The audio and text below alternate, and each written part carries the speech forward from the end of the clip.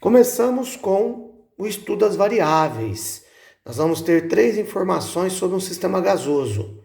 Volume, lembrarmos sempre que é dado o volume do recipiente. Por quê? O gás ocupa todo o volume do recipiente. Então ele deu o volume do recipiente, deu o volume do gás. Seja ele em litro, ml, metro cúbico, só fazer as transformações aí. Lembramos que quando o recipiente está aberto, o volume é constante. Olha aí, volume constante, volume não muda. Segunda variável, pressão. No sistema aberto, a pressão externa vai ser igual à interna após o equilíbrio. Lembramos que pressão, choque entre as moléculas do gás e as paredes do recipiente, define a pressão do sistema. Nós vamos usar ATM, atmosfera, ATM, ou milímetros de mercúrio. Questão aí da gente trabalhar no exercício. E o problema nosso sempre foi temperatura. Temperatura do sistema gasoso tem uma escala própria, a escala em Kelvin. Então, geralmente os dados são fornecidos em Celsius, graus Celsius, né? E nós vamos fazer a transformação para Kelvin. Graus Celsius mais 273, obtemos a nossa temperatura para os gases.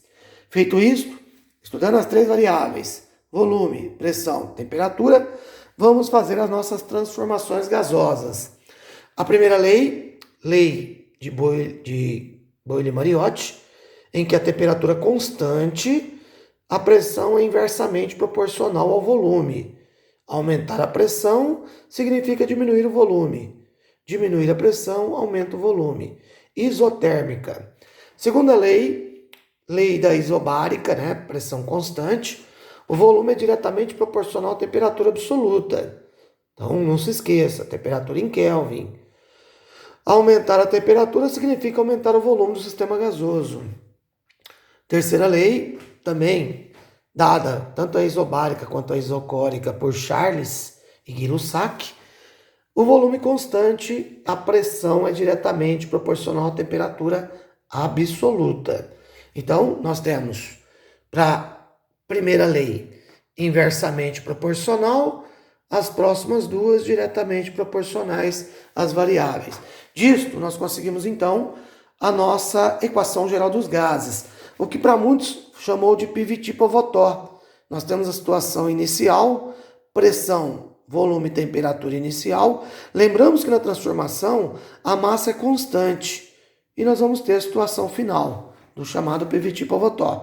Pessoal, eu não gosto de trabalhar com Pivot-Povetto, tá? Então, esses módulos seguintes de vocês vão dar para vocês a equação geral de um gás chamado ideal. Eu prefiro já trabalhar com PV-NRT, onde, por exemplo, é uma transformação isotérmica, P vezes V. É uma transformação isovolumétrica, P sobre T. É uma transformação, atenção, isobárica, P sobre T. Então a equação de Clapeyron ajuda a gente a fazer todos os módulos seguintes aí, tá? Sempre lembrando, se eu for relacionar, a massa é a mesma. Então tem relação entre PV sobre T, que é a minha equação geral dos gases. Falou, moçada? Espero ter ajudado um pouquinho vocês aí a iniciar os trabalhos sobre gases. Estarei aí para tirar dúvidas, para estudar o sistema gasoso. Um abraço, saudade. Logo, logo estaremos juntos aí, aula presencial. Valeu!